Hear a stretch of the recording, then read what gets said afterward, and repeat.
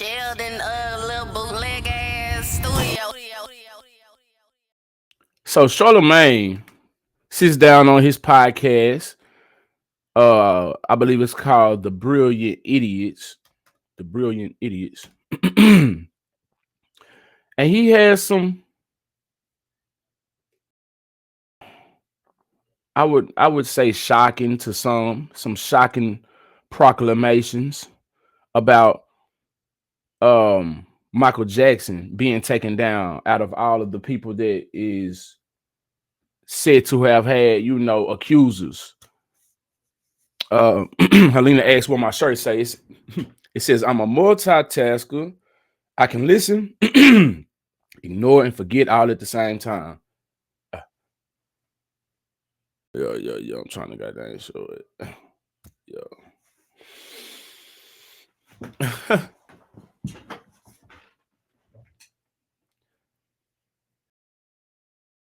Hold on, let me share the screen with y'all. So yeah, it says Charlemagne says he believes Michael Jackson was conspired against. They killed his reputation and ultimately killed him. I mean, a lot of people already been saying this though. And if you put your 10-4 kufi on, your thinking cap on a little bit, you might think that a lot of other people have been done the same way, But let me refresh this. About the corporations. Listen, I could be totally wrong. I don't think that there's too many people that are important enough for a corporation to want to do all this to. Yeah. There's only one person, and I really mean this when I say this, and I know this is great conspiracy theory. There's only one person I believe in Hollywood who people conspired to actually take down. Who? I'm talking about a mass conspire. Anytime they take you down, it's people conspiring. Yeah. But it's usually because you did some shit. Yeah. But I think that there's one person who they really took down because he had too much power, and I believe that person was Michael Jackson. Wow. I truly believe that. And the reason I believe that is because you can look into the story. We had Deion Cole on Breakfast Club today. Deion Cole told us a story about how he got high with Paul McCartney, and Paul McCartney told him, Paul McCartney and Michael used to be real cool. Paul was telling Michael, like, yo, you got to get your business together. You got to get your business right. He told him about the publishing game. He bought the Beatles publishing. Michael ended up getting so big that he bought the Beatles publishing. The Beatles publishing was worth so much that literally Sony gave Michael Jackson half of their publishing company just to own the Beatles catalog. So whenever you used to see, look it up. Whenever you used to see Sony ATV, that was Sony, and ATV was Michael Jackson's publishing company, right? Imagine how powerful a black man is when he owns half of or majority of the music industry's publishing. And in some cases was even giving publishing back to some of the artists. He gave Little Richard his publishing back. I don't know how many people he did that to, but he gave Little Richard his publishing back. Look, in 2016, and this was 2016, Sony paid $750 million to acquire Michael Jackson's, 50% stake in Sony ATV Music Publishing, a joint venture that Jackson and Sony formed in 1995. This made Sony the sole owner of the world's largest music publishing company. I believe, this is all conspiracy theory. This is brilliant idiots, by the way. We just talking, this podcast. I believe that Michael Jackson had too much power in the music industry, had too much control over the most valuable asset in music, which is people's publishing. And I believe they had to take him out because of it. Smear his name, eventually get him up out of here. In 2016, they got it back for way cheaper than they probably would have paid if he was still alive. He's the one motherfuckers talk about Bill Cosby trying to buy NBC and, nah. He's the one person I believe in entertainment. Mind you, I said the entertainment industry.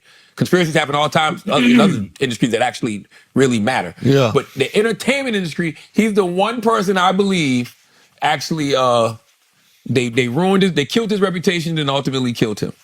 I've been hearing that theory about, the corporations. Listen, I could be totally wrong. I don't think that there's too many people that are important enough for a corporation to want to do all this to. Yeah. There's only one person. Well, hello, Queen Magic, Tiffany Love, 186 in the building. I appreciate you for pulling up. Says, hi, everyone, Louisiana in the live. I'm finna be sliding to Louisiana here in a little bit. Yeah. I got some business to handle out there in Shreveport. Shout out to Ratchet City. What they calling it, 50 Pole, Louisiana? Tiffany Love in the building. She say, hey, Sheldon. Yes, indeed. Hey, Tiffany. We got Helena up in this thing. Yeah. Who else in the building? Hit that like button. Now, Charlemagne. We're gonna have to watch out for Charlemagne and see if, you know, in the coming future, if they're gonna be trying to come in for try to come for Charlemagne, because he's speaking at the side of his neck right now. Or is he? People been saying this for a long time. And why would the NBC not be true with Bill Cosby? Bill Cosby was dropping some game back in the day. If you don't know nothing about Bill Cosby, hold on. Hold on real quick. Let me show y'all something. Let me show y'all something about Bill Cosby, man. He was dropping some knowledge, and a lot of y'all don't know about this, I'm sure. Hold up. So if you just go to YouTube, as I did, as you see, and you type in Bill Cosby hidden history, lost, stolen, or strayed, and if you watch this whole thing right here, he's dropping a bunch of knowledge. Watch this whole thing with us today. I may do a whole nother video. I may do it in sections or something. I thought about doing it a long time ago. But if you haven't heard of this, Black History, Lost, Stolen, or Strayed by Bill Cosby, I'm going to play a little bit of it. But let's get into what Bill Cosby was doing back in his, it looks to be like he may have been in his late 20s, early 30s. Of Black history, lost, stolen, or strayed.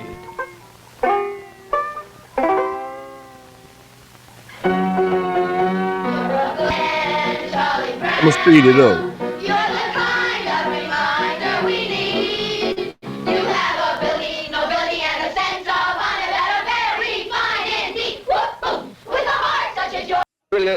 Now, what's the whitest thing?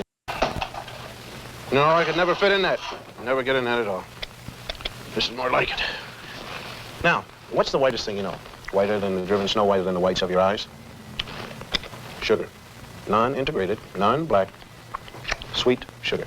But you see, there is a black man in your sugar. His name is Norbert Rillier. Norbert Rillier in 1846 invented a vacuum pan that revolutionized the sugar refining industry.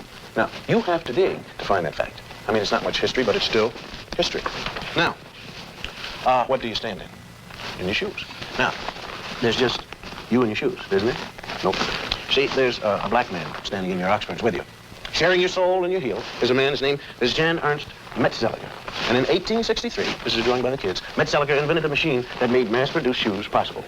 Now, you have to dig around for that fact, too. And again, it's not much history, but it's history. Am I coming in clear to California? I mean, is this TV signal driving through a pass in the Sierra Nevada mountains and slipping into San Francisco?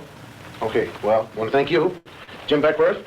Jim Beckworth, out of St. Louis, hunter, trapper, and honorary chief of the Crow tribe of Indians. We had trouble finding you, Jim. Though you helped. Okay.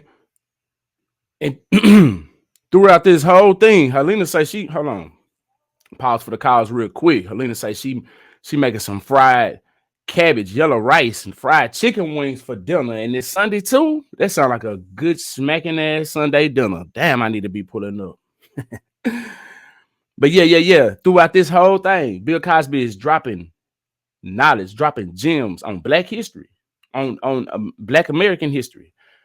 If he was gonna be purchasing NBC, a broadcasting network station, dropping information like this about Black brilliance, do you think that would want that? I don't think so. And I'm sure it was a whole lot more of this going on that Bill Cosby was doing behind the scenes.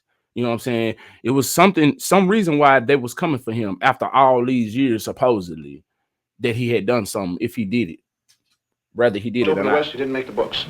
Chicago, right here, where the Wrigley building is. A young fellow by the name of Jean-Baptiste de Sable.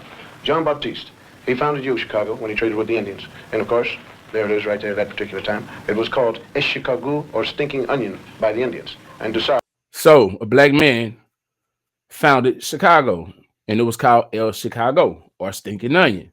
You see, and there's history. A lot of the towns have some of the native names. Like if you just listen to some of these words, like Oklahoma, that sounds Indian. I mean, it is. Tallahassee, Nebraska.